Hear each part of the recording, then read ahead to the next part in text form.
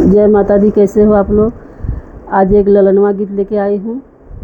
बहुत प्यारी गीत है, बहुत पुरानी गीत है। आप लोग सुनिएगा, आप लोग को पसंद आएगी। पसंद आ जाएगी तो हमारे चैनल भी आप लोग लाइक सब्सक्राइब कर दीजिएगा। तो चलो सुनाती हूँ। जय माता दी।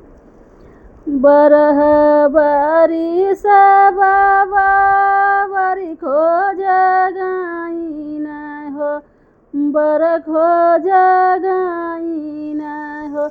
अरे खोजी अइला बूढ़ावा दामाद रे ललनवा। अरे खोजी अइला बूढ़ावा दामाद रे ललनवा।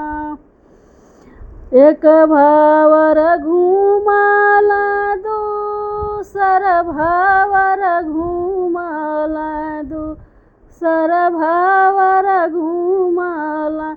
अरे तीसरे में गईना भराई रे ललनवा। अरे तीसरे में गईना भराई रे ललनवा। मिली जुली सब सखिया बूढ़ऊ उठावे हो, बूढ़ऊ उठावे। अरे चला बूढ़ऊ भावर लगावा रे ललनवा। अरे चला बूढ़ऊ भावर लगावा रे ललनवा।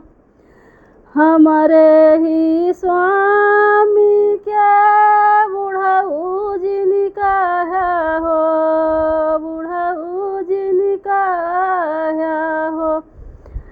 अरे न सोई ऐसा तो जानम रे ललनवा। अरे न सोई ऐसा तो जानम रे ललनवा। बनचन के जब हम जाबै बजरिया हो रामा, जाबै बजरिया हो रामा। बूढ़ऊ मोरी हँसिहा खाई रे ललनवा। अरे बूढ़ऊ मोरी हँसिहा खाई रे ललनवा।